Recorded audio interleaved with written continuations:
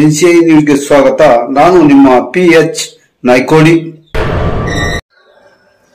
ನಮಸ್ತೆ ವೀಕ್ಷಕರೇ, NCIB ನ್ಯೂಸ್ಗೆ ಸ್ವಾಗತ.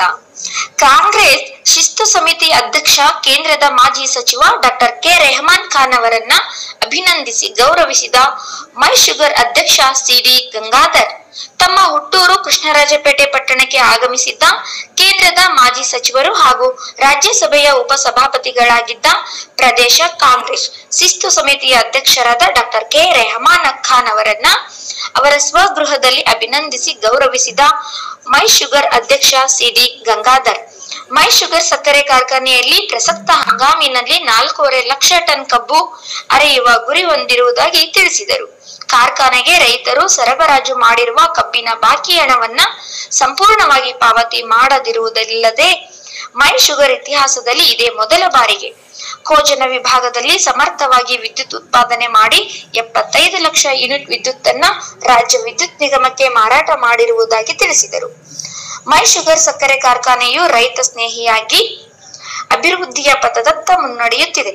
ಪ್ರಸಕ್ತ ಕಬ್ಬು ಹಂಗಾಮಿನಲ್ಲಿ 4.5 ಲಕ್ಷ ಟನ್ ಕಬ್ಬು ಅರೆಯುವ ಗುರಿಯನ್ನು ಹೊಂದಿದ್ದು, ಕಾರ್ಖಾನೆಯನ್ನು ತನ್ನ ಗತ ವೈಭವದ ದಿನಗಳಿಂದ ಕೊಂಡೊಯ್ಯಲು ಪ್ರಾಮಾಣಿಕವಾದ ಪ್ರಯತ್ನ ಮಾಡುತ್ತಿರುವುದಾಗಿ CD ಗಂಗಾಧರ್ ಅವರು ರೆಹಮಾನ್ ಖಾನ್ ಅವರಿಗೆ ತಿಳಿಸಿದರು.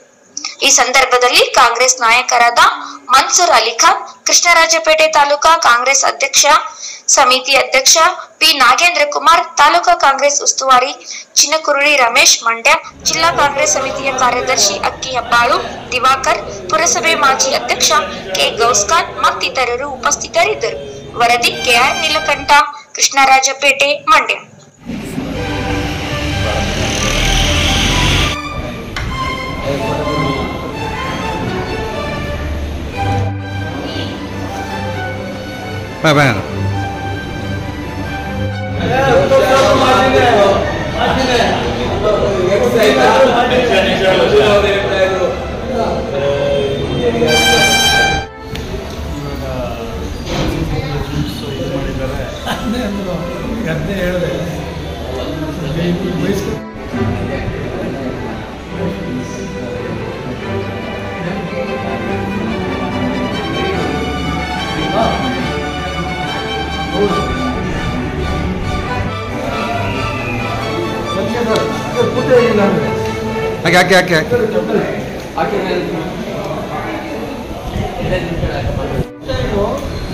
ಮೈಸೂರು ಇತಿಹಾಸದಲ್ಲಿ 76 ಕೋಟಿ ಇನ್ವೆಸ್ಟ್ ಮಾಡಿ ವಿದ್ಯುತ್ ಜನರೇಟ್ ಮಾಡಿಲ್ಲ.